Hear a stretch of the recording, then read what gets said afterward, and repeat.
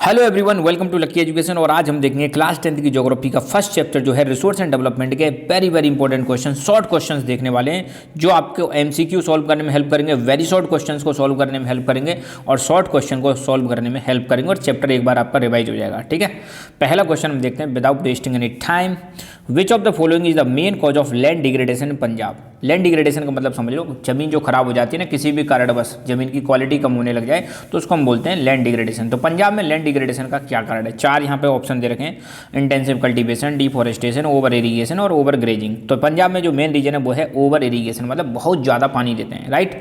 In which of the following states terrace cultivation practice. आपको पता है टेरेस कल्टीवेशन, आपको पता है हिली रीजन में प्रैक्टिस की जाती है। और भारत में हिली रीजन कौन से हैं इनमें से आपको पहचानना है। Punjab, plains of UP, Haryana और उत्तराखंड। तो सही आंसर है उत्तराखंड। आपको पता है उत्तराखंड हिली रीजन है और यहाँ से उत्तराखंड से गंगा यमुना ये रिवर्स निकल के आती हैं। Right. In which of the following state black soil is found. आपको पता है यार ब्लैक सॉइल बहुत इंपॉर्टेंट है, मैं लास्ट में ब्लैक सॉइल के बारे में बताऊंगा। अभी ये वाला जो रीजन है ना बीच वाला, इस वाले रीजन में ब्लैक सॉइल पाई जाती है इंडिया में। ठीक है, तो जम्मू कश्मीर, महाराष्ट्र, राजस्थान, झारखंड। तो भाई सिंपल सी बात है, महाराष्ट्र आता है इस वाले बीच वाले रीजन में। राइट। लेटराइट सॉइल जो है लेटिन वर्ड है एक, लेटर इससे निकल के आई है। लेटराइट जो सॉइल है इसका नाम कैसे आया? लेटर से आया है, एक लेटिन वर्ड है। तो लेटर का मतलब क्या है? लेटर का मतलब स्टोन, सॉइल, पेपर, ब्रिक। इनमें से सही आंसर है ब्रिक, है ना।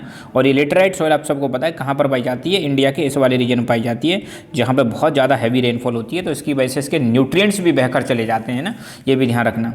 Laterite soil. Wind blows loose soil flat और sloping land is known as. ठीक है, अगर मान लो हवा चल रही है तो और वो फ्लैट जो मतलब फ्लैट जो ज़मीन है उसकी सॉइल को हटा दे, या स्लोपिंग लैंड है उसकी सॉइल को हटा दे, तो इसको हम क्या बोलते हैं? तो सिंपल सी बात है यार, हवा की वजह से अगर लैंड डिग्रेड हो रही है, हवा की वजह से अगर सॉइल का कवर हट रहा है तो इसको हम बोलते हैं विंड इरोजन। ठीक है। न्यू एल्यूबल soil is also known as khadar. नई वाली सॉइल को हम खादर सॉइल भी कहते हैं। What badland of Chambal basin is known as. Chambal की जो वेडलैंड है उसको हम क्या बोलते हैं? रेवाइंस बोलते हैं। चंबल के रेवाइंस बोलते हैं। ज़मीन खराब हो जाती है, उबड़ खाबड़ सी हो जाती है और यहाँ पे एग्रीकल्चर करना बड़ा डिफिकल्ट है। Right. Which type of soil is ideal for growing cotton. देखो कॉटन उगाने के लिए दिमाग में सेट कर लो, कॉटन उगाने के लिए ब्लैक सॉइल बहुत इंपॉर्टेंट है। कौन सी सॉइल? Black soil. ठीक है। तो which is the most important soil of India. कौन सी सॉइल में सबसे इंपॉर्टेंट है? चार सॉइल दे रखी हैं, तो चार में से बेस्ट जो है वो है एलुवियल सॉइल, है ना। Type of resources on the basis of origin. Origin के आधार पर रिसोर्स कितने टाइप के होते हैं? दो प्रकार के, बायोटेक और अबायोटेक, है ना। प्लांट और एनिमल से रिसोर्स जो मिलते हैं उनको बायोटेक बोलते हैं और इसके अलावा बाकी चीज़ों से मिलते हैं उसको अबायोटेक बोलते हैं। एग्जॉस्टिबिलिटी मतलब खत्म होने के आधार पर रिसोर्स कितने टाइप के होते हैं? दो तरह के, रिन्यूएबल और नॉन रिन्यूएबल। रिन्यूएबल जो कभी खत्म ना हो, बार बार नए होते रहते हैं, और नॉन रिन्यूएबल जो खत्म हो जाएं। ओनरशिप के आधार पर रिसोर्स कितने टाइप के होते हैं? इंडिविजुअल व्यक्ति विशेष के, कम्युनिटी समाज के, देश के और दुनिया भर के, जिस पर कई देशों का अधिकार हो, है ना। Types of resources on the basis of development, potential, developed, stock और रिजर्व। एक्चुअली क्या है इनमें तुम्हारा दे नहीं रखा है, बस इसने क्लासिफिकेशन दे रखा है, तो बस क्लासिफिकेशन याद रखें। इंडिया का टोटल ज्योग्राफिकल एरिया कितना है? 3.28 million square kilometre. 3.28 million square kilometre, ध्यान रखना, ये इंडिया का टोटल ज्योग्राफिकल एरिया है। स्मॉल इज ब्यूटीफुल, किसने लिखा है इसको? शूमाकर, जो एक गांधीयन फिलोसफर थे उसने लिखा था, है ना, जो गांधी जी बिलीव करते थे। सस्टेनेबल डेवलपमेंट क्या होता है? बहुत इंपॉर्टेंट है भाई सस्टेनेबल डेवलपमेंट। राइट। ऐसा डेवलपमेंट जो आप प्रेजेंट की नीड्स को फुलफिल कर दे, फ्यूचर की जनरेशन का भी ध्यान रखे, इन्वायरमेंट को भी कम से कम नुकसान पहुंचाए, उसको हम बोलते हैं सस्टेनेबल डेवलपमेंट, है ना। The development that meets the needs of the present without compromising the needs of future generation. ऐसा डेवलपमेंट जो प्रेजेंट जनरेशन की नीड्स को फुलफिल कर दे, फ्यूचर जनरेशन की नीड्स को भी कॉम्प्रोमाइज ना करे, उसको हम बोलते हैं सस्टेनेबल डेवलपमेंट। और इसमें यह भी लिख देना एनवायरमेंट को हार्म नहीं करता है। किसने कहा था? There is enough for everybody's need and not for anybody's greed. ये किसने कहा था? बहुत, हर किसी की नीड के लिए बहुत कुछ है अपनी नेचर में, मगर किसी की ग्रीड को फुलफिल नहीं किया जा सकता। तो ये कहा हमारे महात्मा गांधी जी ने। Right. Eight which place earth summit took place. Earth summit कहाँ पर हुई थी? रियो डी जेनेरियो, ब्राजील में हुई थी बॉस, है ना। चलो गांधी जी के बारे में दो क्वेश्चन पूछता हूँ, कमेंट करके बताना। पहली बात, गांधी जी साउथ अफ्रीका से लौट के भारत में कब आए? Number 1 question. नंबर 2 आपको बताना है गांधी जी ने नॉन कोऑपरेशन मूवमेंट कब स्टार्ट करवाया था? और तीसरा, चलो एक और क्वेश्चन बता देते हैं, गांधी जी ने कौन कौन से सत्याग्रह मूवमेंट में पार्टिसिपेट किया था? उन सत्याग्रह मूवमेंट का नाम बताना है, कहाँ कहाँ पर हुए थे और ईयर भी बतानी है। चलो इतना बताना, ठीक है। अर्थ समिट कहाँ हुई थी भाई? ब्राजील में हुई थी, रियो डी जेनेरियो नाम के शहर में। अर्थ समिट कब हुई थी? 1992 में हुई थी। और अर्थ समिट में एक एजेंडा अपनाया गया था जिसका नाम था एजेंडा 21। एजेंडा 21 में अलग से क्वेश्चन बन सकता है, ध्यान रखना। एजेंडा 21 का मतलब है, देखो अर्थ समिट 1992 में हुई थी और एजेंडा 21 का मतलब है 21st सेंचुरी में हम क्या करने वाले हैं। 21st century, right. 21st century जो 2001 से स्टार्ट होगी और 2100 तक चलेगी, राइट। तो इस अर्थ समिट में जो एजेंडा अपनाया गया था 21st सेंचुरी के लिए, उसका नाम था एजेंडा 21। क्या कहता है एजेंडा 21? पहली बात तो ये एक डिक्लेरेशन है जो साइन की थी वर्ल्ड के लीडर्स ने 1992 में। कहाँ पर की थी? United Nations Conference on Environment and development, जो कहाँ पर हुई थी? Rio de Janeiro. Rio de Janeiro में कॉन्फ्रेंस हुई थी, किसकी? यूनाइटेड नेशंस की कॉन्फ्रेंस हुई थी एनवायरनमेंट और डेवलपमेंट को लेकर, है ना। ये ऐसी कॉन्फ्रेंस थी जहाँ पर एनवायरनमेंट के बारे में लोग इकट्ठे हुए और बड़े लेवल पर चर्चा हुई थी। पहली बार मतलब आपको देखने को मिलेगा बहुत बड़े लेवल पर एनवायरनमेंट के प्रति एक बड़ी समिट होती है, कॉन्फ्रेंस होती है, जहाँ पे लोग डिस्कस करते हैं एनवायरमेंटल प्रॉब्लम्स के बारे में। और यहीं पर फोकस किया गया था कि यार हम पूरी दुनिया में सस्टेनेबल डेवलपमेंट लेके आएंगे। और इसमें एजेंडा सेट किया गया था कि कैसे हम एनवायरमेंटल डैमेज से लड़ेंगे, कैसे गरीबी को मिटाएंगे, कैसे डिजीज को हम कंट्रोल करेंगे। और ये कह रहे हैं इसमें इनको कंट्रोल करने के लिए हमें बहुत ज़्यादा ज़रूरत है ग्लोबल कोऑपरेशन की, so that we can fight these problems, right. UNCD की फुल फॉर्म वही है यार, United Nations Conference on Environment and Development, है ना। अच्छा, सस्टेनेबल डेवलपमेंट का जो कॉन्सेप्ट है ये कौन से कमीशन ने दिया था? तो ये दिया था ब्रुटलैंड कमीशन की एक रिपोर्ट आई थी, उसने दिया था। इस रिपोर्ट का नाम था our common future, right. How is the over irrigation responsible for land degradation in Punjab? Over irrigation की वजह से जमीन क्यों खराब हो रही है? देखो पहली बात तो ओवर इरीगेशन से जमीन पंजाब में खराब हो रही है। ओवर इरीगेशन से क्या होता है? वाटर लॉगिंग की समस्या बढ़ जाती है। वाटर लॉगिंग का मतलब क्या होता है? पानी जमा होने लग जाता है ना, पानी जमा होने लग जाता है, उसको वाटर लॉगिंग बोलते हैं। और इससे सॉइल की सैलिनिटी और एल्कलिनिटी बढ़ जाती है, क्योंकि पानी तो उड़ जाता है और नीचे नमक रह जाता है, इसलिए नमक का कंटेंट बढ़ जाता है और जमीन वाइट सी हो जाती है, जिस पर खेती करना बहुत डिफिकल्ट होता है, right.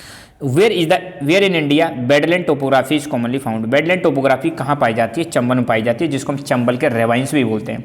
What is the main cause of deforestation in Madhya Pradesh? Madhya Pradesh में डिफॉरेस्टेशन का असली कारण क्या है? वो है माइनिंग। थोड़ा स्पीड तेज है भाई ना, ध्यान रखना। अगर एक रीजन बताओ क्यों हम ओवर यूज कर रहे हैं रिसोर्सेज का? भाई सिंपल सी बात है, पॉपुलेशन बढ़ेगी तो हम ओवर यूज करेंगे ही करेंगे, ज़रूरत से ज़्यादा इस्तेमाल करेंगे। फैलो लैंड क्या होती है? बहुत आसान।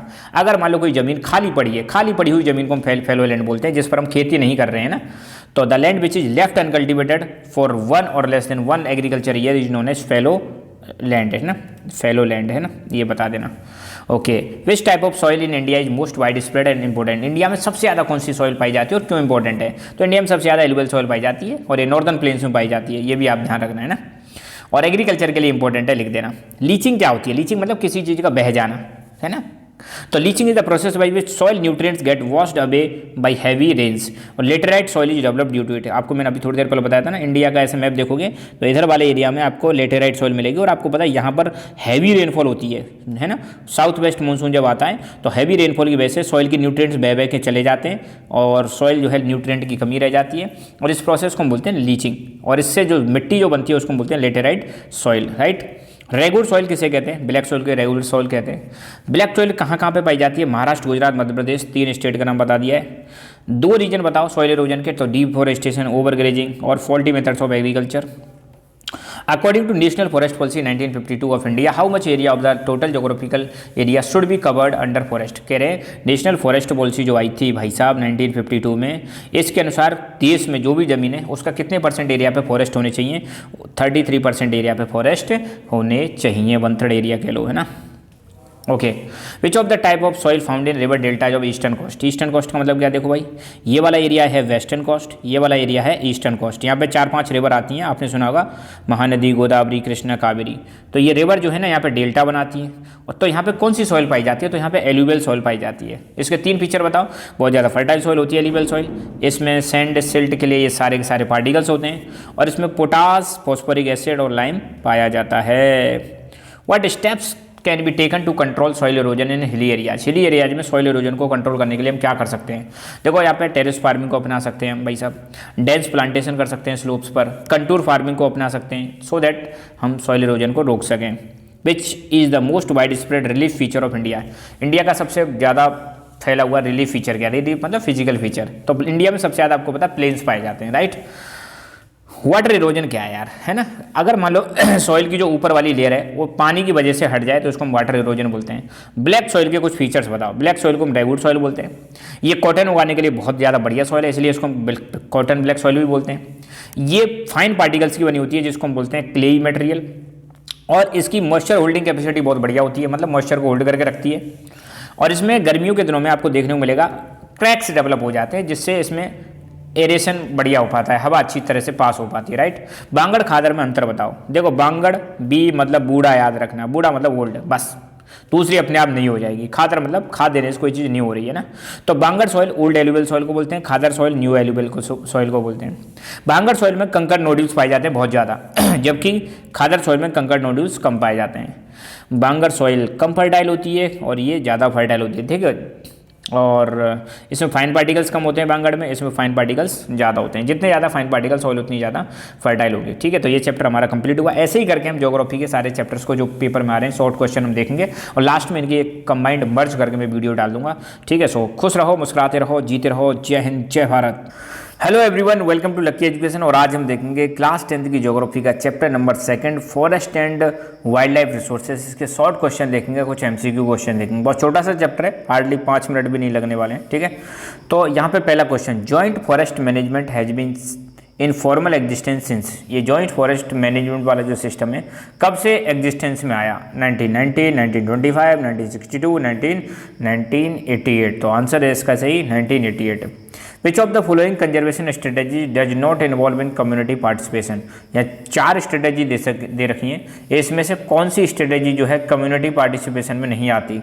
तो 4 में से पहला है जॉइंट फॉरेस्ट मैनेजमेंट, बीज बचाओ आंदोलन, चिपको आंदोलन, demarcation of wild life sanctuary. तो देखो ये 3 तो है कम्युनिटी पार्टिसिपेशन का हिस्सा, मगर demarcation of wild life sanctuary नहीं है। तो सही आंसर इसका डी हो जाएगा, है ना। विच of the following state has the largest area under the permanent forest. Permanent forest सबसे ज़्यादा इन 4 स्टेट में कहाँ पर है? तो सही आंसर है इसका मध्य प्रदेश।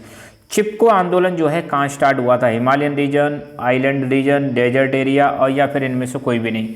तो आप सबको बताया यार, देखो चिपको आंदोलन जो अपनी बुक में दे रखा है ना, वो उत्तराखंड वाले रीजन में दे रखा है, और उत्तराखंड जो है ना बॉस ये आता है हिमालयन रीजन में, ठीक है। हालांकि चिपको आंदोलन राजस्थान में भी स्टार्ट हुआ था, अमृता देवी वाला, वो अपना बुक में नहीं दे रखा है। तो यहाँ पे आपको हिमालयन रीजन सेलेक्ट करना है, ठीक है। डिफॉरेस्टेशन के खिलाफ स्टार्ट हुआ था चिपको मूवमेंट, पेड़ों की कटाई के खिलाफ। What do we get from forest? यार फॉरेस्ट से हमें देखो लकड़ी भी मिलती है, खाना भी मिलता है, मेडिसिन भी मिलती है, तो सारी चीज़ें मिलती हैं, all of the above. Government of India ने वाइल्ड लाइफ को प्रोटेक्ट करने के लिए एक्ट कब बनाया था? 1972 में बनाया था, जिसका नाम था वाइल्ड लाइफ प्रोटेक्शन एक्ट। बहुत इंपॉर्टेंट है, पहली बार मतलब आपको देखने को मिलेगा भारत में इन वाइल्ड लाइफ को कंजर्व करने के लिए, प्रोटेक्ट करने के लिए कोई कानून बनाया गया था, वाइल्ड लाइफ प्रोटेक्शन एक्ट 1972। और इसी के तहत भारत में आपको देखने को मिलेगा जो नेशनल पार्क हैं, वाइल्ड लाइफ सेंचुरीज हैं, ये सारी चीज़ें डिक्लेयर की गई थी, right. Which of the state is the largest area under permanent forest? ये हमने देख लिया था, मध्य प्रदेश।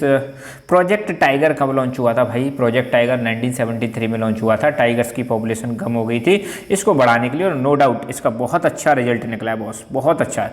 टाइगर्स की पॉपुलेशन बढ़ी भी है ना। चिपको आंदोलन का क्या इफेक्ट हुआ? चिपको आंदोलन का ये इफेक्ट हुआ कि लोगों ने डिफॉरेस्टेशन को रजिस्ट किया, है ना, हिमालय वाले क्षेत्रों में रजिस्ट किया था, मतलब इसको रोका। रजिस्ट मतलब रोकना। कॉर्बेट नेशनल पार्क कहाँ पर है बॉस? उत्तराखंड में है। पेरियार टाइगर रिजर्व कहाँ पर है? केरला में है। बांधवगढ़ नेशनल पार्क कहाँ पर है भाई? मध्य प्रदेश में है। मानस टाइगर रिजर्व कहाँ पर है? ये आसाम में है। बक्सा टाइगर रिजर्व मतलब जहाँ पे टाइगर्स को प्रोटेक्ट किया जाता है, राइट, ये वो एरिया हो गया, तो ये वेस्ट बंगाल में है। सुंदरबन नेशनल पार्क ये भी वेस्ट बंगाल में है। सरिस्का टाइगर रिजर्व ये अपने राजस्थान अलवर में है भाई। Write the name of first state which started joint forest management programme. उस पहले स्टेट का नाम बताओ जिसने जॉइंट फॉरेस्ट मैनेजमेंट प्रोग्राम को स्टार्ट किया था? वो था उड़ीसा, 1988 में स्टार्ट किया था। बायोडाइवर्सिटी क्या? किसी भी पर्टिकुलर एरिया में जो भी प्लांट्स और एनिमल्स की और या माइक्रो ऑर्गेनिज्म की अलग अलग वेराइटी पाई जाती है स्पीसीज की, उसी को हम बायोडाइवर्सिटी बोलते हैं। सम टोटल कर दो, है ना। तो biodiversity is the sum total of all varieties of species of plants, animals और micro organism living on the earth, उसको हम बोलते हैं बायोडाइवर्सिटी। अर्थ के किसी भी हिस्से में पाए जाने वाले total number of plants, total number of animals, total number of micro organism, इनकी जो अलग अलग वेराइटीज की स्पीसीज है उनका सम कर दो, that is called biodiversity, BD। Reserve forest क्या होते हैं भैया?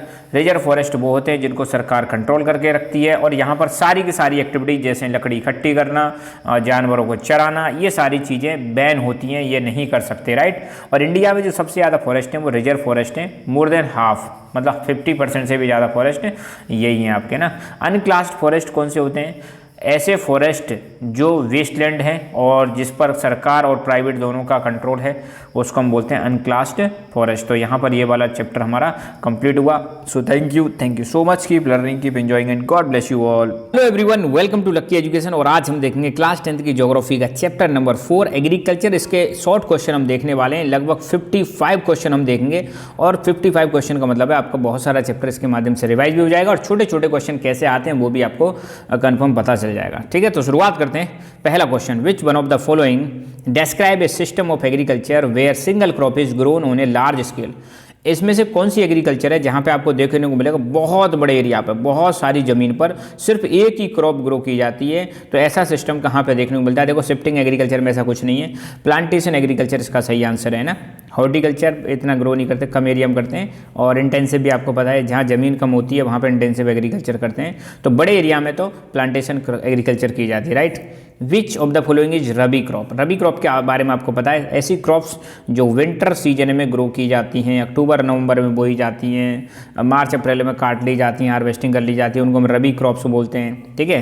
तो रबी क्रॉप्स के एग्जाम्पल कौन से हैं भैया? इसमें से 4 दे रखे हैं, पैडी, ग्राम, ज्वार, सोयाबीन। तो सही आंसर है इसका ग्राम। ग्राम मतलब चना। चना की फसल ध्यान रखना बॉस, ये सर्दियों में ही ग्रो की जाती है। रबी मतलब सर्दियों में जो फसलें उगाई जाती हैं उनको हम रबी की क्रॉप्स बोलते हैं विंटर सीजन में। बाकी ये तीनों खरीफ की हो जाएंगी, है ना।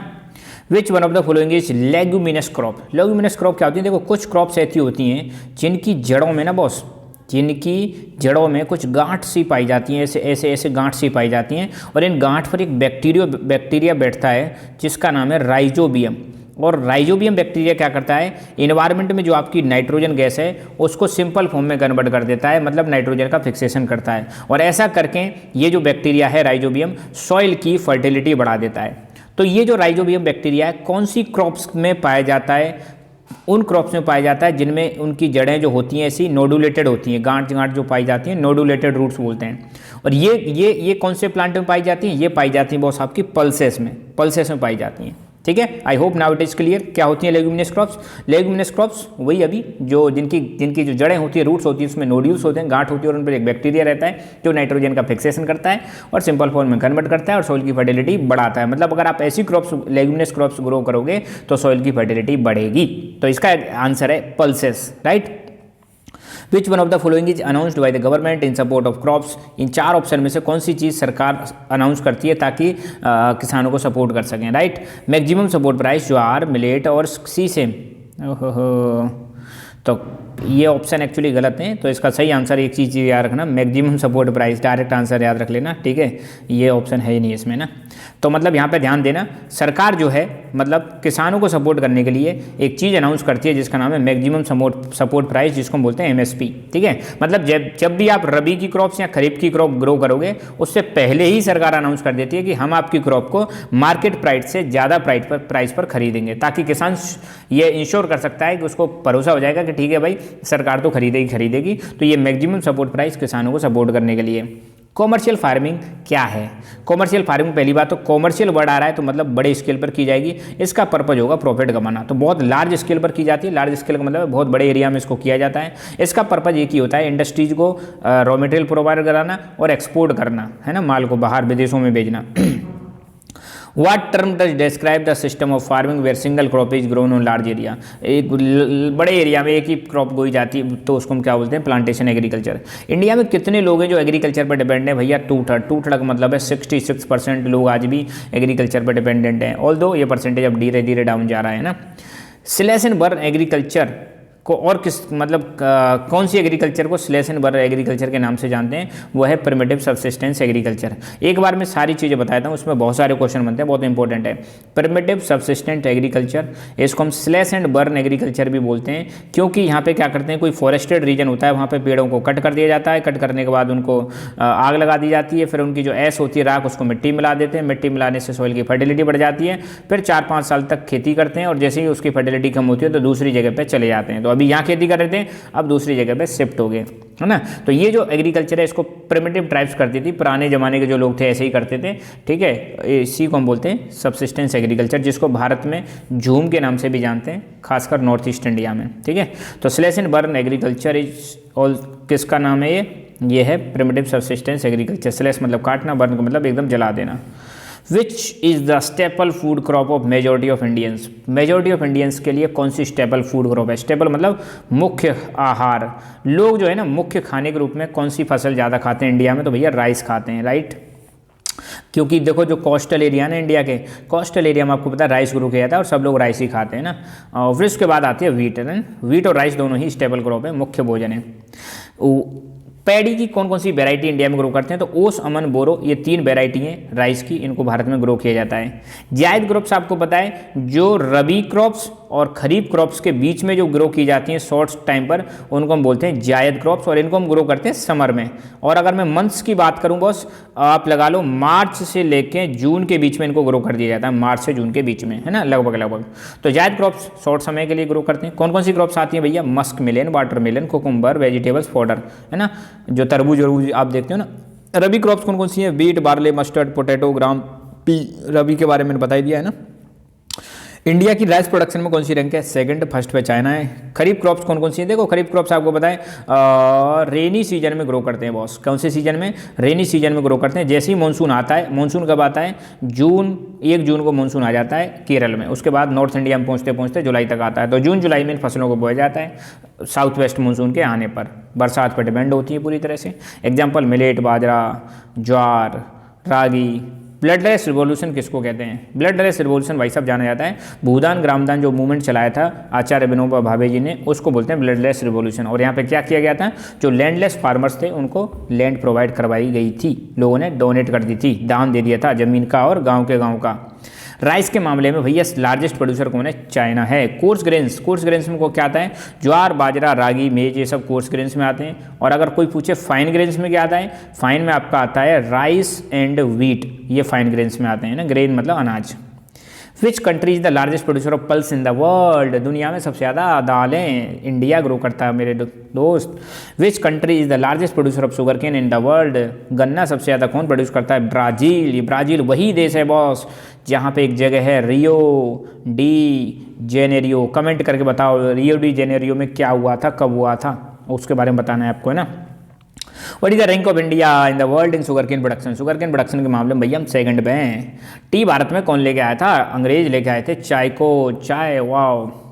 Which state is the largest producer of groundnut in India, India में सबसे ज़्यादा कौन सा स्टेट मूंगफली उगाता है भैया, गुजरात। ICAR की फुल फॉर्म क्या है, Indian council of agriculture research, जो एग्रीकल्चर के मामले में रिसर्च करता रहता है। FCI की फुल फॉर्म बताओ, फूड कॉरपोरेशन ऑफ इंडिया। ये एक तरह से ऐसे समझ लो सरकारी गोदाम है जहाँ पे सरकार जो है गेहूँ खरीद के, चावल खरीद के, फसलों को खरीद के स्टोर कर लेती है इमरजेंसी के टाइम के लिए ना, बफर स्टॉक यहाँ पे मेंटेन किया जाता है FCI के द्वारा। Which country the largest producer of fruits and vegetables in the world, बहुत गुस्सा होते हैं हम इसको सुन के भाई साहब। चाइना हर चीज़ में नंबर बने भाई साहब, सो सैड, हम भी होने चाहिए थे, right. What is the rank of India in the world in fruits and vegetables, हम सेकंड नंबर पे आते हैं, चलो that's good, something is better than nothing. Which type of soil is required for cotton cultivation, भाई साहब हमने first chapter में पढ़ा था कॉटन उगाने के लिए तो एक ही सॉइल सबसे ज़्यादा बेस्ट है, ब्लैक सॉइल, है ना। गोल्डन फाइबर किस फसल को बोलते हैं, जूट को हम गोल्डन फाइबर बोलते हैं। बेवरेज पीने वाली, है ना, बेवरेज का मतलब पेय पदार्थ, पीने वाली क्रॉप्स कौन सी हैं, टी कॉफ़ी पीने वाली हैं। फाइबर क्रॉप्स के एग्जांपल दो, कॉट, जूट, हेम्प, सिल्क, ये सारी आपकी फाइबर क्रॉप्स हैं। सेरीकल्चर क्या है भाई, सिल्क बॉम का पालन करना सेरीकल्चर कहलाता है। और आपको पता है ये शुरुआत चाइना में हुई थी सेरीकल्चर की शुरुआत भी चाइना में हुई थी। और आपको सिल्क बॉम मैं बता दूं, शहतूत की जो पत्तियाँ होती हैं, मलबरी लीव्स, उन पर ये ग्रो किया जाता है, उन पर मतलब वो चाहिए खाने के लिए इसको। फूड और फॉडर के रूप में कौन कौन सी फसलों को यूज किया जाता है, मेज और मिलेट, राइट। और फर्स्ट 5 ईयर प्लान जो 1951 से 1956 के बीच में चला था, फर्स्ट 5 ईयर प्लान, और फर्स्ट 5 ईयर प्लान को बनाया था प्लानिंग कमीशन ने, खुद प्लानिंग कमीशन 1950 में बना था। तो इस फर्स्ट 5 ईयर प्लान में किस पे फोकस किया गया था बॉस, इस फर्स्ट 5 ईयर प्लान में लैंड रिफॉर्म पर फोकस किया गया था। लैंड रिफॉर्म का मतलब है जिन लोगों के पास ज़्यादा ज़मीन थी उनसे ट्रांसफ़र कर दो, जिनके पास ज़मीन नहीं है, ये पर्पज़ था। Mention 2 factors are which are important for growth of plantation. Plantation crops को ग्रो करने के लिए 2 चीज़ बहुत ज़्यादा जरूरी चाहिए, वो है एक अच्छा मार्केट होना चाहिए और ट्रांसपोर्ट कम्युनिकेशन का नेटवर्क बहुत शानदार होना चाहिए। खरीफ क्रॉप्स को कब बोया जाता है? जैसे ही मानसून आता है। ऑनसेट का मतलब है आना। जैसे ही मानसून आता है, मैंने बताया था जून जुलाई में मानसून आ जाता है भारत में। जैसे ही मानसून आता है तो हम खरीफ क्रॉप्स को बो देते हैं। जायद क्रॉप्स कब बोई जाती हैं? जायद क्रॉप्स आपको पता है ये शॉर्ट टाइम में ग्रो की जाती हैं। रबी और खरीफ के बीच में जो शॉर्ट टाइम होता है समर सीजन, उसमें ग्रो करते हैं, स्पेशली मार्च से लेकर जून जुलाई के बीच में। कौन कौन सी इंडस्ट्रीज हैं जिसमें एग्रीकल्चर से रॉ मटेरियल आता है boss? Cotton textile industry, jute sack industry, tea coffee processing industry. कौन सी फसलों से प्रोटीन मिलती है? पल्स। केसीसी क्या है? किसान क्रेडिट कार्ड। इसमें आसानी से सस्ता लोन दिया जाता है छोटे छोटे किसान भाइयों को। फाइबर क्रॉप्स के एग्जांपल दोबारा क्वेश्चन आ गया, कॉटन, हेम्प, जूट और natural silk. Which country is the largest producer and consumer of pulse? सबसे ज़्यादा कंज्यूमर और पल्स मतलब सबसे ज़्यादा दाल कौन प्रोड्यूस करता है और कौन खा जाता है? वो है अपना प्यारा Bharat. Slash and burn agriculture को साउथ ईस्ट राजस्थान में हम वोले और वाल्ट्रे के नाम से भी जानते हैं। कॉमर्शियल क्रॉप्स के फीचर्स बताओ भाई। कॉमर्शियल क्रॉप्स का फीचर नंबर 1, लैंड होल्डिंग बहुत बड़ी होती है, हाई यील्डिंग वैरायटी सीड्स का इस्तेमाल करते हैं, इरीगेशन अच्छी चाहिए और फर्टिलाइजर और पेस्टिसाइड इस्तेमाल करते हैं। प्लांटेशन क्रॉप्स के एग्जांपल दो। प्लांटेशन क्रॉप्स वो क्रॉप्स जो बड़े एरिया पे ग्रो की जाती हैं, एक ही प्रकार की फसल ग्रो की जाती है, बहुत सारा पैसा चाहिए, हाई यील्डिंग वैरायटी सीड्स का इस्तेमाल करना पड़ता है, साइंटिफिक टेक्नोलॉजी का इस्तेमाल करना पड़ता है, लेबर की भी बहुत ज़रूरत पड़ती है, इनको बोलते हैं प्लांटेशन क्रॉप्स। और भारत में प्लांटेशन क्रॉप्स को लेके आए थे यूरोपियंस। फॉर एग्जाम्पल चाय को लेके आए ब्रिटिश। तो एग्जाम्पल टी, कॉफ़ी, रबर, बनाना, शुगर केन सब प्लांटेशन क्रॉप हैं। स्लैश एंड बर्न एग्रीकल्चर किसको कहते हैं? प्रिमिटिव सब्सिस्टेंट एग्रीकल्चर को ही कहते हैं। 2 स्टेपल फूड क्रॉप्स के नाम बताओ, wheat and rice. Slash and burn agriculture को इंडोनेशिया में क्या कहते हैं? लडांग। मेजर स्टेपल क्रॉप कौन सी है भारत के लोगों की? स्टेपल क्रॉप हम 2-3 बार आगे क्वेश्चन, कोई बात नहीं, राइस है। फूड एंड फोडर के रूप में कौन सी क्रॉप ग्रो करते हैं? मेज वो है जिसको हम खाने में भी इस्तेमाल करते हैं और जानवरों के चारे में भी इस्तेमाल होती है। मिलेट्स में क्या क्या आता है? ज्वार, बाजरा, रागी सब मिलेट्स में आता है। जूट को कौन सी फसल ने रिप्लेस कर दिया है? फसल ना कह के नाइलॉन ने रिप्लेस कर दिया है। नाइलॉन आपको पता है एक सिंथेटिक फाइबर है जिसको आर्टिफिशियली क्रिएट किया जाता है, तो इसने जूट को रिप्लेस कर दिया मार्केट में। फर्स्ट फाइबर प्लान में किस पे फोकस था? लैंड रिफॉर्म पे फोकस था। 2 स्कीम बताओ जो किसानों के फायदे के लिए चलाई गई सरकार के द्वारा। एक है किसान क्रेडिट कार्ड स्कीम और दूसरी personal accident insurance scheme. What is the name of slash and burn agriculture in Mexico and central America? Milpa बोलते हैं इसको। कॉमर्शियल फार्मिंग के और फीचर बता दो, लिख देना भाई। कॉमर्शियल फार्मिंग में इन सारी चीज़ों का इस्तेमाल करते हैं ताकि ज़्यादा प्रोडक्टिविटी अचीव की जा सके। High yielding variety seeds, insecticides, pesticides, fertilisers, machinery. Profit oriented है, पैसा कमाने पे ध्यान देते हैं। कैपिटल इंटेंसिव है, बहुत सारा पैसा इसमें लगता है। एक ही प्रकार की क्रॉप को लार्ज एरिया पे ग्रो किया जाता है और उसमें जो माल प्रोड्यूस होता है उसको हम रॉ मटेरियल की तरह इस्तेमाल करते हैं इंडस्ट्रीज में। महात्मा गांधी ने अपना स्पिरिचुअल हेयर किसको अपॉइंट किया था, डिक्लेयर किया था? उत्तराधिकारी स्पिरिचुअल, तो वो थे विनोबा भावे। भूदान ग्रामदान मूवमेंट इन्होंने ही चलाया था। ठीक है, तो यहाँ पे चैप्टर हमारा कंप्लीट हुआ। 2 चैप्टर और बाकी हैं, उनके मैं वीडियो शॉर्ट टाइम में अपलोड कर दूंगा बहुत जल्दी। फिर इन सबको मर्ज करके ज्योग्राफी की एक कंबाइंड वीडियो आपको मिल जाएगी। तो खुश रहो, मुस्कुराते रहो। Hello everyone, welcome to lucky education. और आज हम देखेंगे chapter number 6 manufacturing industries, class 10th की ज्योग्राफी, और इसके शॉर्ट क्वेश्चन हम देखने वाले हैं। और इस चैप्टर के कम से कम 50+ क्वेश्चन देखेंगे, जिसके बाद लगभग आपका ये चैप्टर कंप्लीटली रिवाइज हो जाएगा। ठीक है, तो शुरू करते हैं। चैप्टर का नाम है मैन्युफैक्चरिंग इंडस्ट्रीज। देखो मैं आपको बता दूं, इस चैप्टर में सिर्फ और सिर्फ हम इंडस्ट्रीज की बात करेंगे। थोड़ा सा इंडस्ट्रीज के बारे में एक चीज़ आप सीख लो, क्योंकि पूरे चैप्टर में बार बार यही चीज़ बार बार गूंजेगी, तो जानना ज़्यादा अच्छा रहेगा। कोई भी इंडस्ट्री हो, इंडस्ट्री में आपको पता है क्या होता है, हम रॉ मटेरियल देते हैं और इंडस्ट्री फिनिश प्रोडक्ट में उसको कन्वर्ट कर देती है। तो रॉ मटेरियल को फिनिश प्रोडक्ट में कन्वर्ट करना, इस चीज़ को हम बोलते हैं मैन्युफैक्चरिंग। क्या बोलेंगे? मैन्युफैक्चरिंग। फॉर एग्जांपल ये कॉटन मिल है, कोई इंडस्ट्री किसकी है? कॉटन टेक्सटाइल इंडस्ट्री है, कोई कॉटन टेक्सटाइल इंडस्ट्री। तो रॉ मटेरियल के रूप में हम क्या इस्तेमाल करते हैं? कॉटन का इस्तेमाल करेंगे, और ये इंडस्ट्री इसको किस में कन्वर्ट कर देगी? क्लॉथ में कन्वर्ट कर देगी। तो कॉटन का क्लॉथ में कन्वर्ट होना, यही है manufacturing. The process of converting raw material into finish product is known as manufacturing. तो कोई भी इंडस्ट्री में आपको देखने को मिलेगा, एक तो हम इस्तेमाल करेंगे रॉ मटेरियल, और जो प्रोसेस होने के बाद जो चीज़ बनेगी उसको हम बनेंगे फिनिश्ड गुड्स या फिनिश्ड प्रोडक्ट। आई होप आपको समझ में आ गया मैन्युफैक्चरिंग इंडस्ट्रीज क्या होती है। एक इंडस्ट्री है जो रॉ मटेरियल को फिनिश प्रोडक्ट में कन्वर्ट करेगी। अब रॉ मटेरियल कहीं से भी आ सकता है उसका, राइट। तो पहला क्वेश्चन आप देखो, where was the first cement plant. Plant यहाँ पे पौधा नहीं है बॉस, प्लांट यहाँ पे इंडस्ट्री है ना। जब भी हम इसमें बात करेंगे तो प्लांट का मतलब इंडस्ट्री। तो सीमेंट का पहला इंडस्ट्री कहाँ पर लगा था भारत में, तो सीमेंट की सबसे पहली इंडस्ट्री चेन्नई में लगी थी बॉस 1904 में। चेन्नई आपको पता है तमिलनाडु में है भाई साहब, इस जगह पे नीचे तमिलनाडु में। Next, which country is the largest producer of sponge iron. Sponge iron सबसे ज़्यादा कौन सा देश बनाता है, इंडिया बनाता है। इंडिया की इलेक्ट्रॉनिक कैपिटल किसको कहा जाता है, बेंगलोर। बेंगलोर आपको पता है कर्नाटक में भाई साहब। अच्छा कमेंट करके बताओ, कर्नाटक में यार एक पोर्ट है, उस पोर्ट का नाम क्या है वो आप कमेंट करके बताओ, ठीक है। विच country is the largest producer of raw jute and jute goods. कौन सा देश है जो जूट सबसे ज़्यादा प्रोड्यूस करता है और जूट के गुड्स भी बनाता है, वो है इंडिया। ध्यान रखना, इंडिया में जो जूट होती है ना भाई साहब, ये वेस्ट बंगाल वाले पार्ट में ज़्यादा होती है। कॉटन जो है वो वेस्टर्न साइड में होती है, जूट ईस्टर्न साइड में होती है ना, ये चीज़ आप ध्यान रखना। एग्रो बेस्ड इंडस्ट्रीज के एग्जांपल तो देखो, पहली बात तो एग्रो बेस्ड इंडस्ट्रीज क्या होती हैं, ऐसी इंडस्ट्रीज जिनका रॉ मटेरियल एग्रीकल्चर से आ रहा है उसको हम बोलते हैं agro based industries. For example cotton industry, silk industry, woollen textile industry, sugar industry, edible oils की इंडस्ट्री। एल्यूमिनियम की क्या प्रॉपर्टीज है, एल्यूमिनियम आपको पता भाई मटेरियल है, मेटल है। पहली बात तो ये लाइट होता है, हल्का होता है, कोरोजन के रेजिस्टेंट होता है, इसमें कोरोजन नहीं होता, अच्छा कंडक्टर है इलेक्ट्रिसिटी का, है ना। और अगर इसके साथ कुछ मिला दिया जाए दूसरा मेटल तो फिर ये स्ट्रॉन्ग हो जाता है। अच्छा, कॉम्प्लेक्स जो फर्टिलाइजर होते हैं उसके अंदर क्या क्या सब्सटेंस पाए जाते हैं, कौन कौन से एलिमेंट्स पाए जाते हैं, तो मेनली 3 पाए जाते हैं, है ना। कितने पाए जाते हैं, 3 पाए जाते हैं, नाइट्रोजन, फॉस्फेट और पोटास, ये 3 पाए जाते हैं एनपीके, है ना। Which type of fertilisers are produced by fertiliser industry. Fertiliser industry में कौन कौन से फर्टिलाइजर बनते हैं भाई साहब, तो नाइट्रोजिनियस फर्टिलाइजर, फॉस्फेटिक फर्टिलाइजर और डीएपी बनता है। डीएपी मतलब डाइअमोनियम फॉस्फेट बनता है। मैन्युफैक्चरिंग क्या है, अभी हमने देखा था रॉ मटेरियल को फिनिश प्रोडक्ट में कन्वर्ट करने का जो प्रोसेस है, that is called manufacturing. How is the strength of countries measured. किसी भी कंट्री की स्ट्रेंथ कैसे मेजर की जाती है, वो मेजर की जाती है कि वहाँ पर इंडस्ट्रीज का कितना डेवलपमेंट है। अगर ज़्यादा इंडस्ट्री डेवलप है मतलब सोचो वो कंट्री बहुत ज़्यादा पावरफुल है।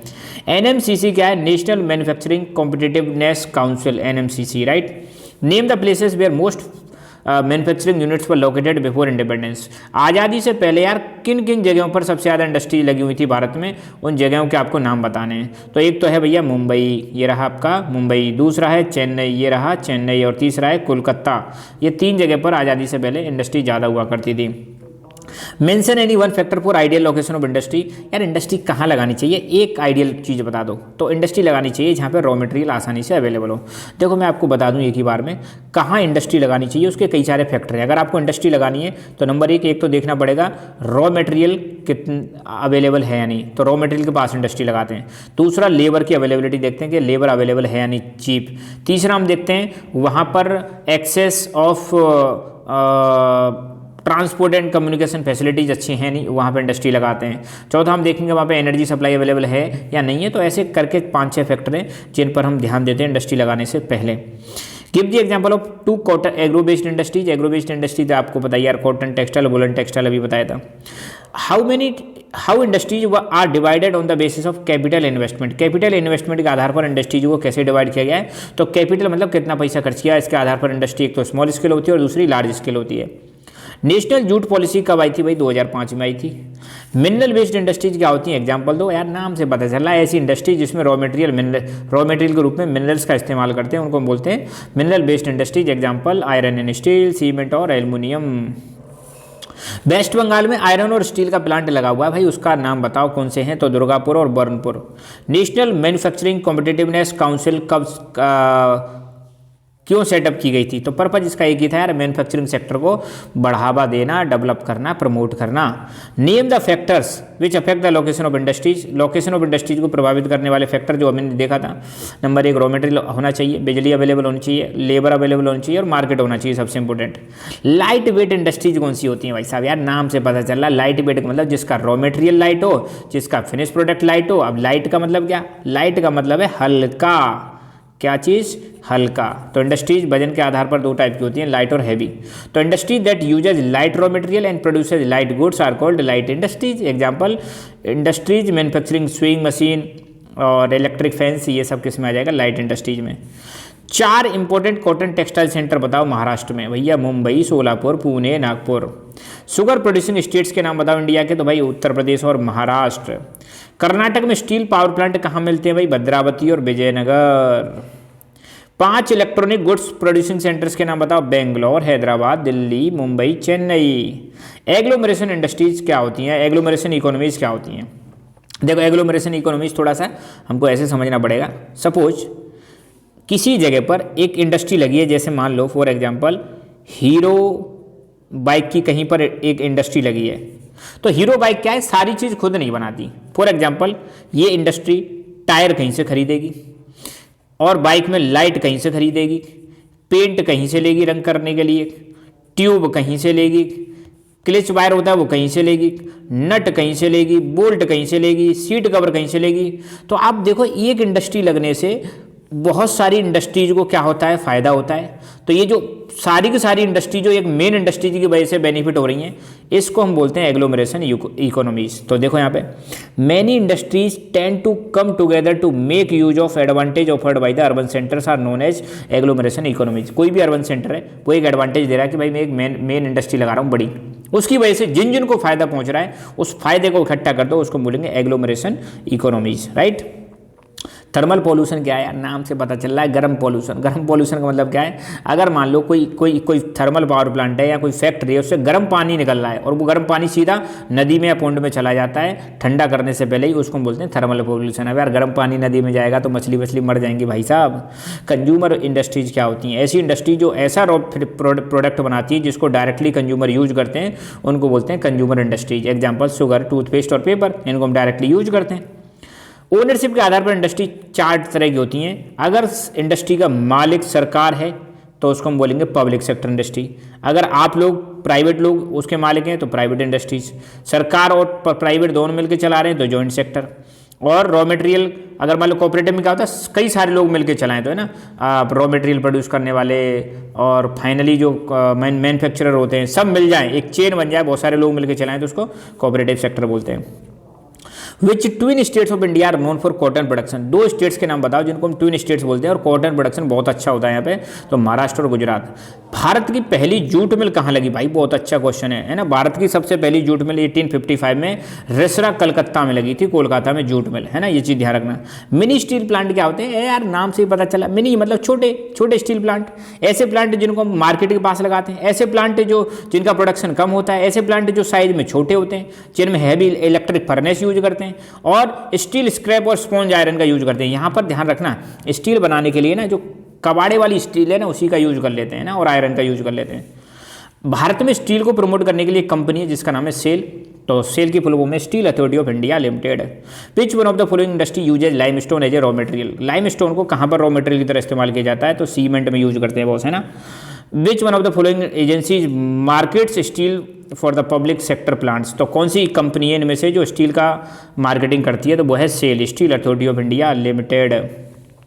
विच one of the following industries manufacture telephones computers. कौन सी इनमें से टेलीफोन और कंप्यूटर मैन्युफैक्चर करती है, तो भाई इलेक्ट्रॉनिक इंडस्ट्री करती है ना।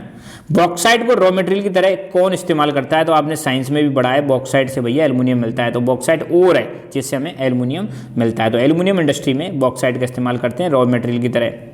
कलपक्कम न्यूक्लियर पावर प्लांट कहाँ भाई, तमिलनाडु में कलपक्कम, है ना। भारत में सबसे पहली टेक्सटाइल इंडस्ट्री कहाँ पे लगी थी और कब लगी थी, तो मुंबई में लगी थी, 1854 में लगी थी, ध्यान रखना। कौन सा स्टेट जूट में नंबर बने भाई, वेस्ट बंगाल नंबर बने भाई।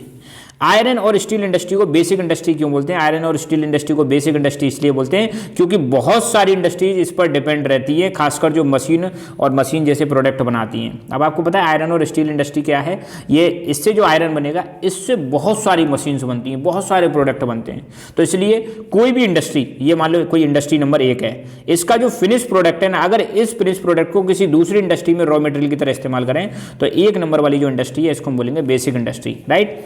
तो आयरन और स्टील इंडस्ट्री को बेसिक इसलिए बोलते हैं क्योंकि इसका जो प्रोडक्ट है उसको दूसरी इंडस्ट्री में रॉ मटेरियल की तरह इस्तेमाल किया जाता है। कौन सा कंट्री रॉ जूट गुड्स का लार्जेस्ट प्रोड्यूसर है, इंडिया, ये हमने देख लिया था।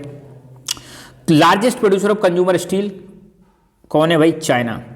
शुगर प्रोडक्शन में भारत की रैंक 2nd है बॉस। इंडिया की रैंक गुड़ और खांडसारी प्रोडक्शन में नंबर 1 है। Which region of India has maximum concentration of iron और स्टील इंडस्ट्रीज। इंडिया में सबसे ज़्यादा आयरन और स्टील इंडस्ट्रीज बॉस छोटा नागपुर प्लेट्यू वाले रीजन में पाई जाती है। कहाँ ये छोटा नागपुर प्लेट्यू? इंडिया का अगर तुम हल्का सा ऐसे मैप ड्रॉ करोगे तो दिस रीजन इज कॉल्ड छोटा नागपुर प्लेट्यू, यहाँ सबसे ज़्यादा पाई जाती हैं। कोऑपरेटिव सेक्टर कौन सा होता है? कोऑपरेटिव सेक्टर वो होता है जो जिसको ऑपरेट करते हैं प्रोड्यूसर या रॉ मटेरियल के सप्लायर और वर्कर सब मिलकर चलाते हैं, उसको हम बोलते हैं कोऑपरेटिव सेक्टर। एग्जाम्पल दो याद रखना कोऑपरेटिव सेक्टर के, बुक में जो दे रखें, एक तो शुगर इंडस्ट्री इन महाराष्ट्र और core industry in Kerala. Core क्या होता है? जो आपका नारियल होता है ना, नारियल के ऊपर वो थोड़े रेड रेड कलर के चॉकलेटी कलर के जो रेसे से होते हैं उसको कोअर बोलते हैं ना। ये एक फाइबर है, इसका फाइबर की तरह इस्तेमाल करते हैं, तो ये कोऑपरेटिव सेक्टर है। Which type of pollution are caused by industries? Industries वैसे कौन कौन से पॉल्यूशन होते हैं? तो सब पॉल्यूशन होता है, एयर भी होता है, वाटर भी होता है, लैंड भी होता है, नॉइज पॉल्यूशन होता है।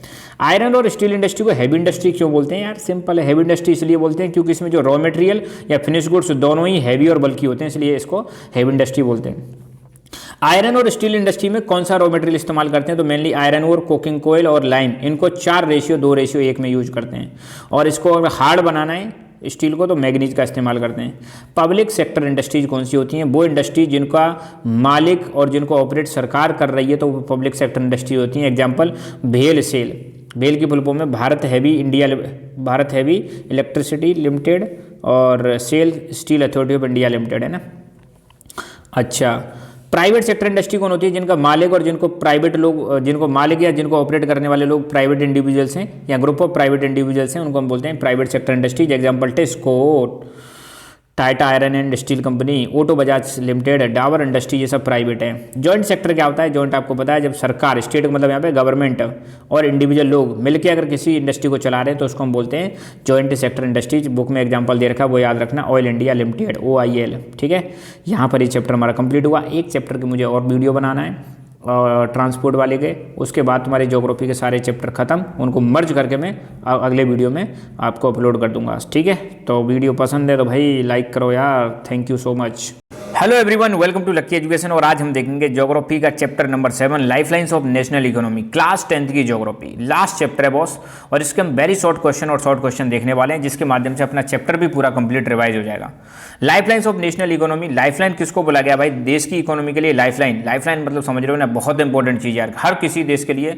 एक चीज़ जो सबसे ज़्यादा इंपॉर्टेंट है वो है आपका ट्रांसपोर्टेशन, है ना। ट्रांसपोर्टेशन को हम लाइफलाइन बोलते हैं। जैसे अपनी बॉडी में आपने देखा होगा, अपनी बॉडी में आर्टरीज और बीन्स होती हैं, वो भी ट्रांसपोर्टेशन का काम करती हैं। सिमिलरली किसी भी देश की इकोनॉमी के लिए ट्रांसपोर्टेशन भी अपने आप में आर्टरी और बीन्स की तरह ही है। मान लो किसी देश को एक मतलब बॉडी मान लो, और उसके अंदर जो ये नेटवर्क है इसको आर्टरी और बीन्स मान लो, ठीक है। और ट्रांसपोर्टेशन, अब शुरुआत करते हैं चैप्टर की। अब आप समझ गए लाइफलाइन यहाँ पे किसको कहा गया है? ट्रांसपोर्टेशन को। तो ट्रांसपोर्टेशन क्या है? किसी एक जगह से दूसरी जगह तक सामान को, विचारों को एक जगह से दूसरी जगह तक पहुंचाना, इवन लोगों को भी एक जगह से दूसरी जगह ट्रांसफर करना, that is called transportation, right. The exchange of humans, goods, thoughts from एक जगह से दूसरी जगह इज कॉल्ड ट्रांसपोर्टेशन। अलग अलग मेथड्स कौन से हैं ट्रांसपोर्टेशन के बॉस? लैंड, वाटर और एयर, ये अलग अलग मेथड्स हैं ट्रांसपोर्टेशन के। गोल्डन क्वाड्रिलेटरल आपको पता है 4 शहरों को कनेक्ट करता है। यहाँ पूछ रहे हैं कौन कौन से शहर कनेक्टेड है गोल्डन क्वाड्रिलेटरल से। तो यहाँ पे जैसे आपका एक हो गया दिल्ली, फिर यहाँ पे हो गया मुंबई, यहाँ पे हो गया आपका चेन्नई, और यहाँ पे हो गया कोलकाता। तो ये चारों जो हैं आपस में ऐसे कनेक्टेड है और एक क्वाड्रिलेटरल बन जाता है। इसी को हम बोलते हैं गोल्डन क्वाड्रिलेटरल, दिल्ली, मुंबई, चेन्नई और कोलकाता। एयर ट्रांसपोर्ट को नेशनलाइज कब किया गया था? 1853 में। नेशनलाइज मतलब गवर्नमेंट के कंट्रोल में ले लिया। ओल्डेस्ट आर्टिफिशियल पोर्ट का नाम बताओ, तो भाई वो है चेन्नई। मुंबई पोर्ट पर प्रेशर कम करने के लिए पार्टीशन के बाद, पार्टीशन मतलब 1947 में भारत का बंटवारा हो गया था भाई इंडिया और पाकिस्तान के बीच में, तो एक हमारा कराची पोर्ट पाकिस्तान को चला गया था, जिसकी वजह से मुंबई पे लोड बढ़ गया। तो मुंबई का लोड कम करने के लिए हमने एक पोर्ट डेवलप किया था जिसका नाम है कांडला पोर्ट। पोर्ट क्या होते हैं? जहाँ पे पानी के बड़े बड़े जहाज आते हैं और जाते हैं, है ना, और विदेशों तक अपने सामान को ले जाते हैं। इंटरनेशनल ट्रेड में पोर्ट्स का बहुत बड़ा इंपॉर्टेंस है।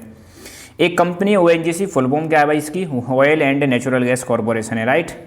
मास कम्युनिकेशन के एग्जांपल दो। देखो पहली बात तो ये समझ लो, मास कम्युनिकेशन क्या होता है? जब आप किसी सूचना को बहुत सारे लोगों तक भेज रहे हो, उसको हम बोलते हैं मास कम्युनिकेशन। जैसे आप मॉर्निंग में न्यूज़पेपर पढ़ते हो, तो न्यूज़पेपर आप ही नहीं पढ़ रहे, पूरी बहुत सारे लोग पढ़ रहे हैं। तो जब कोई कम्युनिकेशन बहुत सारे लोगों तक पहुंचाई जाती है, that is called mass communication. और जब आप व्यक्तिगत रूप से बात करते हो, किसी से पर्सनली बात करते हो, that is called personal communication. तो मास कम्युनिकेशन के कौन कौन से साधन है भाई? Radio, television, newspaper, magazine, book और फिल्म। एसटीडी पहला सुना होगा, एसटीडी चलती थी। फुल फॉर्म क्या भाई, सब्सक्राइबर ट्रंक डायलिंग, एसटीडी की फुल फॉर्म है। इंटरनेशनल ट्रेड क्या होता है, नाम से ही पता चल रहा है यार, दो देशों के बीच में जो ट्रेड हो रहा है that is called international trade. Inter मतलब बीच में, नेशनल मतलब देश, तो दो देशों के बीच में या कई सारे देशों के बीच में जो ट्रेड हो रहा है that is called international trade. अब देखो जब हम इंटरनेशनल ट्रेड करते हैं तो एक चीज़ समझ लो, यहाँ पर मैं समझा देता हूँ आपको भाई साहब, ओहो हो लो यहाँ समझा देते हैं थोड़ी सी वाइट जगह लेके। तो देखो यहाँ अपना भाई इंडिया है और ये सपोज यूएसए, ठीक है। तो इंडिया से जब हम कोई सामान यूएसए को भेजते हैं तो हम कह रहे हैं भाई हम एक्सपोर्ट कर रहे हैं, ठीक है। और यूएसए से हमारे यहाँ पे कोई चीज़ आ रही है तो समझ लो भाई हम इंपोर्ट कर रहे हैं। तो इंटरनेशनल ट्रेड में दो चीज़ होती हैं, एक होता है एक्सपोर्ट और एक होता है इंपोर्ट, अंडरस्टूड। और सिंपल सा याद रखना, जब कोई माल जा रहा है, एग्जिट हो रहा है, ई मतलब एग्जिट, तो मतलब एक्सपोर्ट हो रहा है। जब कोई आ रहा है माल, अंदर आ रहा है, इन हो रहा है, मतलब इंपोर्ट, ठीक है। तो जो चीज़ हमारे लिए एक्सपोर्ट है, ध्यान रखना दूसरे देश के लिए इंपोर्ट हो जाएगी। अब मैं और सिंपल कर दूं, किसी भी देश के रेस्पेक्ट में आप देखो, अगर देश से माल बाहर जा रहा है तो मतलब हो रहा है एक्सपोर्ट, और किसी भी देश या जगह पे माल आ रहा है तो समझ लो हम कर रहे हैं इंपोर्ट, ठीक है। अब आप अगर मान लो एक्सपोर्ट ज़्यादा करते हो, इंपोर्ट कम करते हो, मतलब बेच ज़्यादा रहे हो, खरीद कम रहे हो, तो ये चीज़ आपके लिए अच्छी है, इसको हम बोलते हैं फेवरेबल ट्रेड, है ना। और जब आप खरीद ज़्यादा रहे हो, इंपोर्ट ज़्यादा कर रहे हो, और इंपोर्ट इज मोर, अरे यार import is more than export, तो फिर आप खरीद ज़्यादा रहे हो, बेच कम रहे हो, तो मतलब आपका पैसा ज़्यादा जाएगा, ये खराब चीज़ होती है ना। तो यहाँ पे वापस आ जाते हैं। तो इंटरनेशनल ट्रेड, दो देशों के बीच में जो ट्रेड हो रहा है। फेवरेबल बैलेंस ऑफ ट्रेड क्या होता है, वही फेवरेबल मतलब अच्छा। आपके लिए ट्रेड कब अच्छा होगा, जब आप एक्सपोर्ट ज्यादा करते हो, इंपोर्ट कम करते हो। तो when value of export exceeds मतलब ज्यादा हो जाए वैल्यू ऑफ इंपोर्ट, जब आपके एक्सपोर्ट की वैल्यू ज्यादा हो जाती है इंपोर्ट से, तो उसको हम बोलते हैं फेवरेबल। ये अच्छा होता है, समझ रहे हो ना क्यों अच्छा होता है, क्योंकि आप बेच ज्यादा रहे हो तो माल आपके पास ज्यादा आएगा, पैसा ज्यादा आएगा। अनफेवरेबल कब होता है, जब आप खरीद ज्यादा रहे हो, बेच कम रहे हो। When your import exceed the value of export, जब आपका इंपोर्ट ज्यादा है किससे, एक्सपोर्ट से, तो ये अनफेवरेबल होता है। ओहो हो, यहाँ पे अन लगना भूल गया भाई, अन लगा लेना ना, अनफेवरेबल होता है बॉस। बीआरओ, बॉर्डर पर, भारत में बॉर्डर पर रोड बनाने के लिए भारत सरकार ने एक ऑर्गेनाइजेशन बना रखा है जिसका नाम है BRO, bro, Border Road Organisation, जो 1960 में बना था बॉस। कब बना था, 1960 में, ठीक है। Which organization construct roads in border areas, border areas में यही करता है भाई बॉर्डर रोड ऑर्गेनाइजेशन। एनएचएआई क्या है, आपको पता है, बड़े बड़े हमारे यहाँ पे प्रोजेक्ट चल रहे हैं, नॉर्थ को साउथ से कनेक्ट करना, नॉर्थ साउथ कॉरिडोर, ईस्ट को वेस्ट से कनेक्ट करना, है ना, ऐसे ही गोल्डन क्वाड्रिलेटरल। तो ऐसे बड़े बड़े प्रोजेक्ट्स को एक हमारा ऑर्गेनाइजेशन कंट्रोल करता है, बनाता है, that is NHAI, national highway authority of India. India में सबसे पहले रेल कब चली थी भाई, 1853 में चली थी, मुंबई और थाने के बीच में चली थी, और 3-4 किलोमीटर मतलब 34 किलोमीटर चली थी, 34 किलोमीटर, राइट। रेलवे को कितने जोन्स में डिवाइड किया गया है भाई साहब, इसको सही कर लेना, 17 जोन्स में डिवाइड किया गया है, 17 जोन्स में रेलवे को डिवाइड किया गया है, राइट। नई बुक में अपडेटेड है, राइट। रेलवे में ट्रैक की गेजेज कितनी, ट्रैक की गेजेज मतलब क्या है, जैसे ये पटरी जो होती है ना, पटरी के बीच में जो डिस्टेंस होती है इसको बोलते हैं रेलवे गेज। अगर पटरी के, ये 3 तरह की होती हैं, ब्रॉड गेज, मीटर गेज और नैरो गेज। 1 मीटर से ज़्यादा है तो ब्रॉड गेज, 1 मीटर डिस्टेंस है तो मीटर गेज, और 1 मीटर से कम है तो नैरो गेज, ठीक है। ऑल वेदर रोड्स कौन से होते हैं, मेटल रोड्स को हम ऑल वेदर रोड्स बोलते हैं, हर मौसम में तुम इनसे आ सकते हो और जा सकते हो। कौन सा पोर्ट डेवलप किया गया था, कोलकाता पोर्ट का प्रेशर रिलीव करने के लिए, मतलब कम करने के लिए, तो हल्दिया किया गया था, राइट। रोड ट्रांसपोर्ट के फायदे बताओ भाई। Road transport door to door facility provide कराता है, इसको बनाना बड़ा आसान है, लो कॉस्ट में इसको हम तैयार कर सकते हैं। और रोड्स जो हैं भैया बाकी मीन्स ऑफ ट्रांसपोर्ट से भी आपको कनेक्ट करते हैं। श्रीनगर को कन्याकुमारी से कौन कनेक्ट करता है भाई, नॉर्थ साउथ कॉरिडोर श्रीनगर को कन्याकुमारी से कनेक्ट करता है। What are super highway, super highways क्या होते हैं, 4 या 6 लेन हाईवेज होते हैं, और फास्ट मूवमेंट ऑफ ट्रैफिक के लिए इनको बनाया जाता है, ठीक है। नेशनल हाईवेज को कौन सा ऑर्गेनाइजेशन बनाता है भाई, कौन सा ऑर्गेनाइजेशन है जो नेशनल हाईवेज को डेवलप करता है, वो है CPWD, central public work department, ठीक है। विलेज को डिस्ट्रिक्ट हेडक्वार्टर से कनेक्ट करने वाले रोड कौन बनाता है भाई, तो इनको बनाता है जिला परिषद, है ना। अगला बताना कोंकण रेलवे के बारे में। कोंकण रेलवे देखो इंडिया में ये वाला जो है ना कोस्ट, इसको तो बोलते हैं वेस्टर्न कोस्ट, और इधर वाले को बोलते हैं ईस्टर्न कोस्ट, है ना। तो इंडिया में वेस्टर्न कोस्ट में एक रेलवे लाइन बनाई गई है वेस्टर्न कोस्ट में, और इस रेलवे लाइन का नाम है बॉस कोंकण रेलवे। कौन सी है, कोंकण रेलवे, ठीक है। तो कोंकण रेलवे के बारे में बात करें तो पहली बात तो वेस्टर्न कोस्ट पे डेवलप किया गया है, और इसका पर्पज यही है कि साउथ वेस्ट पार्ट को थोड़ा सा डेवलप करना है इंडिया को। NW1 नेशनल वाटरवे नंबर 1 किस किस प्लेस को कनेक्ट करता है, इलाहाबाद को हल्दिया से कनेक्ट करता है। टाइडल पोर्ट्स कौन से होते हैं, टाइडल पोर्ट पहली बात तो ये वो पोर्ट होते हैं, जैसे एक एग्जाम्पल है इसका, कोलकाता एक टाइडल पोर्ट है, यहाँ पर आपका एक पोर्ट है जिसको आपका कांडला, ये भी टाइडल पोर्ट है। तो ये जो टाइडल पोर्ट है ना, ये ओशन टाइड्स पर डिपेंड करते हैं। टाइड मतलब ज्वार भाटा, जैसे ही टाइड आएगी तो पानी का जहाज किनारे तक आ जाता है, बस इतना समझ लो फिलहाल तो, है ना। Example Kolkata, which ports export more than half of the total iron ore of the country, कौन सा पोर्ट है जो सबसे ज़्यादा आयरन ओर को एक्सपोर्ट करता है? वो है मरमागांव, जो आपका गोवा में है बॉस। ईस्टर्न कोस्ट पर जो पोर्ट है उनके नाम बताओ। ईस्टर्न कोस्ट पर जो पोर्ट है भाई उनके नाम है चेन्नई, विशाखापट्टनम, पारादीप और Kolkata. Which port is the biggest with serious natural with spacious natural and well sheltered harbour, तो आपको देखने को मिलेगा इंडिया का सबसे बड़ा पोर्ट जो है वो मुंबई है। 4 इंटरनेशनल एयरपोर्ट्स के नाम बताओ इंडिया में जो है भाई, चेन्नई, कलकत्ता, दिल्ली, मुंबई, चारों इंटरनेशनल एयरपोर्ट है बॉस, ठीक है।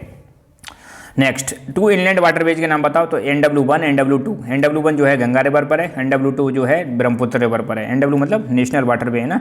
NW1 जो है इलाहाबाद को हल्दिया से कनेक्ट करता है, हल्दी नहीं हल्दिया, और जो है ब्रह्मपुत्र पर जो है वो साड़िया को डुबरी से कनेक्ट करता है। एयरवेज के 2 टाइप बताओ। देश के अंदर अगर हवाई जहाज चल रहे हैं, एयर ट्रैफिक चल रहा है, तो उसको हम डोमेस्टिक एयरवेज बोलते हैं, और जब आप 2 देशों के बीच में हवाई जहाज से जाते हो तो उसको इंटरनेशनल एयरवेज बोलते हैं बॉस। वाटरवेज क्यों जरूरी है, क्या इनका फ़ायदा है और क्या इसके एडवांटेज है? पानी के थ्रू जब आप ट्रांसपोर्ट करते हो उसको हम वाटरवेज बोलते हैं, चाहे रिवर से जाओ या ओशियन के माध्यम से जाओ। तो वाटरवेज जो है भैया चीपेस्ट मीन्स ऑफ ट्रांसपोर्ट है, सबसे पहली बात तो सबसे सस्ते, फ्यूल एफिशिएंट है, environment friendly mode of transport है, राइट।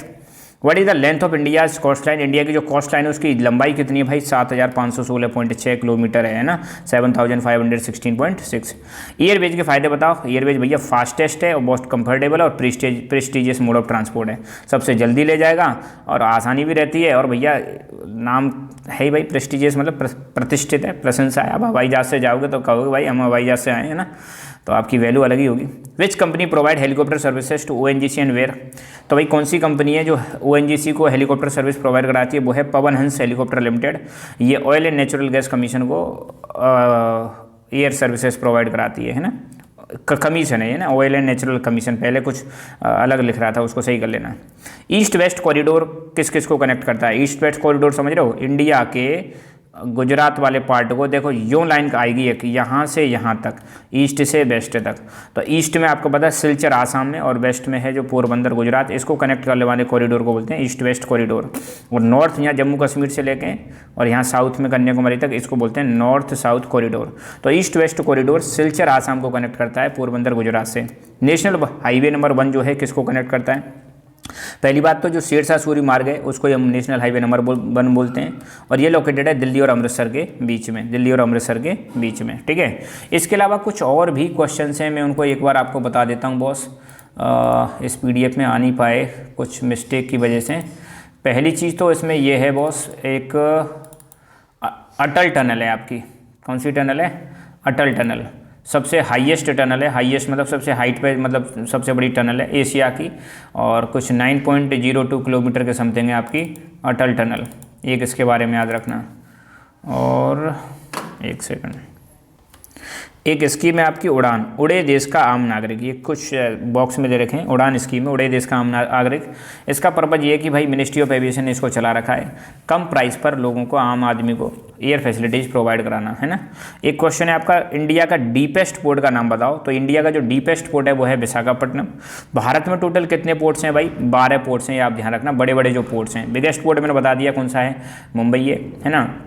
और एक कौन सा ट्रांसपोर्टेशन है जो लॉसेस को कम करता है और डिले को कम करता है? लॉसेस को कम करने वाला जो ट्रांसपोर्टेशन है वो है पाइपलाइन ट्रांसपोर्टेशन, ठीक है, ये चीज़ आप ध्यान रखना। और इंडिया में एक डीपेस्ट लैंड लॉक्ड पोर्ट है, लैंड लॉक्ड पोर्ट की अगर बात करें इंडिया की तो वो विशाखापट्टनम, याद रखना, विशाखापट्टनम का जो पोर्ट है वो लैंड लॉक्ड पोर्ट है ना। BRO के बारे में मैंने बता दिया, बॉर्डर रोड ऑर्गेनाइजेशन। कब बना था border Road organisation?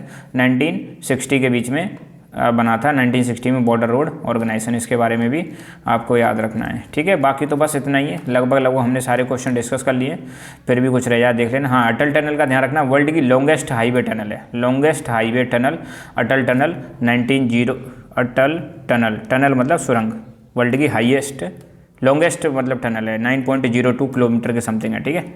So thank you so much, keep learning, keep enjoying and God bless you all.